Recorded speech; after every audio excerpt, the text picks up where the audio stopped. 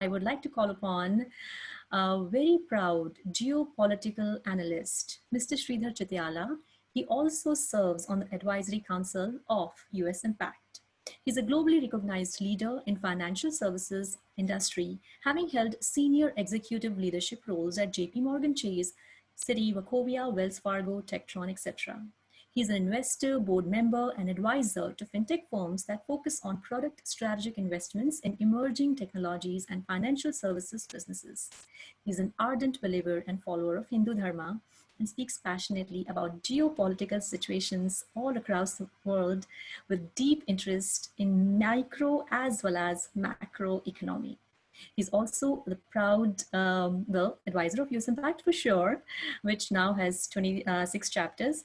But he's also, proud member of IVFT Advisory Board, which recently got announced yesterday, Indian Voices for Trump. Thank you so much, Sridhar Sarji, for being here and giving us your precious time and guidance. I would love for you to take it over from here. Thank you. Great. Thank you so much, Kushji. Thanks for those wonderful words and much appreciated. Firstly, happy 74th Independence Day to India. We, congratulate all Indians and the Indian leadership on the most auspicious occasion and people of Indian origin. My objective is threefold. I think we are, most of the speakers have alluded to this particular fact. This is a very momentous and transformative election. We are in the midst of both domestic and global challenges. For the past 4 years, President Trump has been at the forefront of driving these changes, and any change brings about tumultuous kind of responses. But he has met them with the Republican Party most, I would say, commendably. So the objective is to make sure that we all collectively work together to bring the Republicans and Trump and Pence team back to power. I think that's my first kind of message. We all need to go back and cast our franchise to make sure that and treat our every vote as a precious vote for the continuity of the Trump-Pence leadership. The second is Trump and Modi have enjoyed most, I would say, transformative and reformative partnership that India and United States has witnessed. Today in trade terms, India-US trade has crossed $150 billion. It has displaced China as the most effective and leading trading partner. Just not on the trade side, but also on the security side, India and United States are leading what we call the Quad Initiative to contain some of the aggression that we see in the South China Sea and Pacific. Third, on the domestic front, we have seen lots of incidents which we don't need to talk about, and some of the Senate candidates and House representative candidates and members alluded to some of the things that are going on here. We need to make sure that the law and order is restored and we are back to where we were 4 years ago, rather than what we have seen in the past 6 to 9 months, basically to move towards the most left, avoid going most left.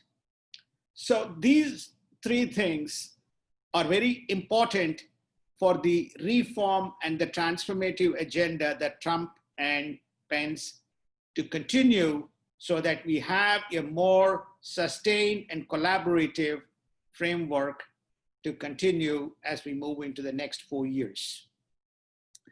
Now, I would like to introduce the next speaker, Mr. Mohandas Pai. Mr. Mohandas Pai is our chief guest. He is well known to United States. He's a technologist, an educationist. He is also a leading business luminary, and he himself is leading many transformative changes in India. So I'd like to invite Mr. Mohandas Pai to share his perspectives on India and India-US relationship. Over to you, Mohan. Thank you, Sridhar. Folks, good to be here. I'm talking from Bangalore, India.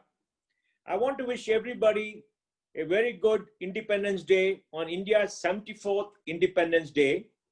India is a 5,000-year-old civilization, but we got for freedom from colonial domination only in 1947. We fought our first war for independence in 1857 against the East India Company, which had become a colonial power. We must remember that at one point of time, when the Americans fought for freedom, George Washington defeated Lord Cornwallis in Yorktown, and Cornwallis came to India to build the East India Company and conquer more territories. He took out his anger against losing America against the poor Indians. But over 100 years, we fought for freedom after 1857, and we had the largest non-violent freedom movement in the world. The world at that point of time was run by imperial powers from Europe. The world was not free. 60% of the world's population was under colonial domination, which exploited the resources of the world. Utsa Patnaik, a professor of economics in Columbia University, has written an article where she says that the British looted $45 trillion of wealth during the 200-year rule in India in today's money. India was the richest country in the world when the British came to India to trade. Over a period of time, to colonial exploitation, they made India very, very poor. In 1947, when we got our freedom, we had become a poor country. Our share of trade globally was 10% in 1900, had come down to 4% by 1947. India fought for the Allies in the First World War and the Second World War. In the First World War, 1.5 million Indians fought on the side of the Allies. In the Second World War, 2 million Indians fought for the Allies. In the Second World War, Joseph Stilwell, a general from America, built a road called the Stilwell Road from Lido to Kunming. And Americans had 150 air bases in India and one in Bangalore. The photographs are still here. They flew sorties over the Hum to Kunming to supply arms and equipment to the Chinese nationalistic powers. So there is a connection between India and America going back a long way. And you must remember, President Roosevelt forced Prime Minister Churchill to promise that in Yalta in 1943 that India will get a freedom after the war. But we had to fight for our freedom, and we fought very well.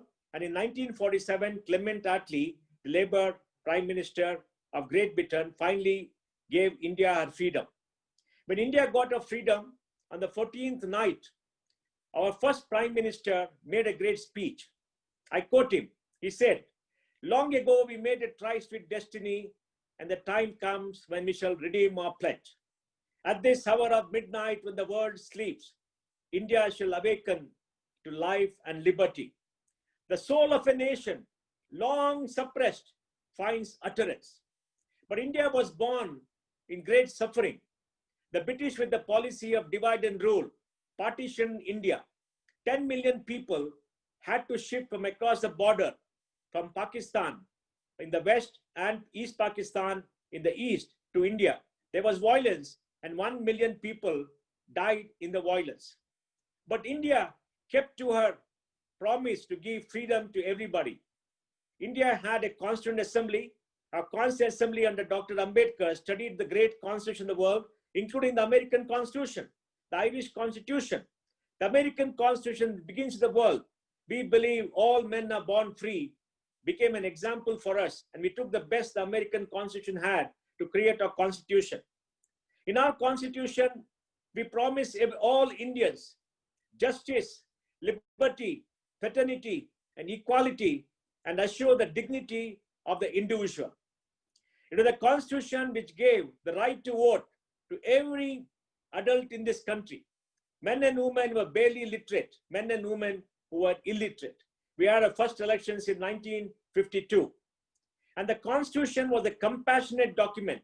It created an idea of India based on the rule of law, where the poorest of the poor will get justice, where the state will be compassionate, and we created a welfare state. And in that Constitution, we also made provision for socially disadvantaged groups. We must remember that India is an old civilization. Every old civilization has socially disadvantaged groups. So we created something called reservations, which you Americans call affirmative action, whereby 22.5% of jobs in government, 22.5% of seats in public educational institutions were reserved for a particular community. And that community has done well over time till today. Later, this reservation became 50%. So 50% of communities today are entitled to reservation in government jobs, in our universities funded by public money from the budget. And we also allocate a large amount of money every year to help people from socially disadvantaged groups. And our constitution makers, the founding fathers, also said that India had a partition and therefore we must do something for religious minorities. So in Article 29 and 30, they created special rights for religious minorities and also for linguistic minorities in India. Today, 200 million Muslims are called minorities in a country of 1.37 billion people. And they enjoy special rights, which is not given to the majority community. And in the government of India and all states in India, a huge sum of money is allocated for their welfare.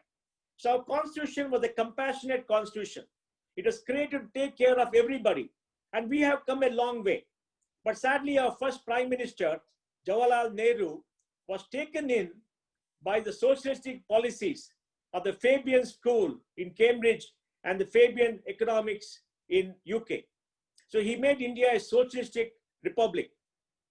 Even though India was a free market economy throughout a long history, we became a socialist economy where there was a big public sector. And therefore, from 1950 till 1980, we grew at only 3.5%. Population grew at 2.5%. We became poorer than the rest of Asia. We must remember that in 1947, in Asia, China had faced the brunt of the civil war. Japan was destroyed, Southeast Asia was destroyed, and India was the only economy standing. We were the richest country in Asia at that point of time. But because of economic policies, we became one of the poorest again by 1980. 1980 to 90, we opened up. 91, we had liberalization. From 91 till 2020 March, our economy has grown from $275 billion to $3 trillion, growing at 8.5% a year.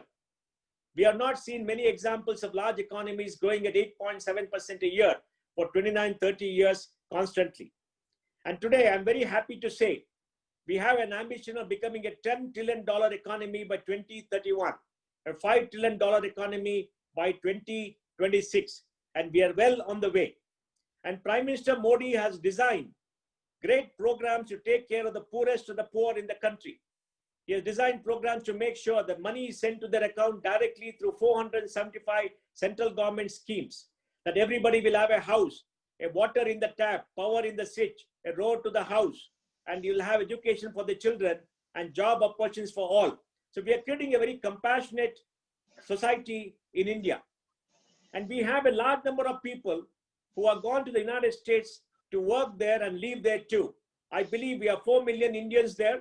Indians are the top earning group, the most highly educated group in America, and are ideal citizens in the country.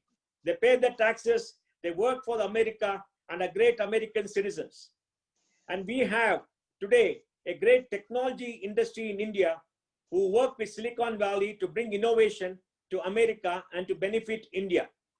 Out of the 8 million people who work in software in India and America for American companies, 3 million people are Indians. 25% of Silicon Valley consists of Indian entrepreneurs, 35% in cybersecurity. So India and America joined together in technology, in creating the future, in artificial intelligence, etc. And we have benefited from America's generosity and largesse. In 1961, we had a war. 1962, we had a war with China. And President John F. Kennedy came to our rescue. In 1967-68, we had a famine in India.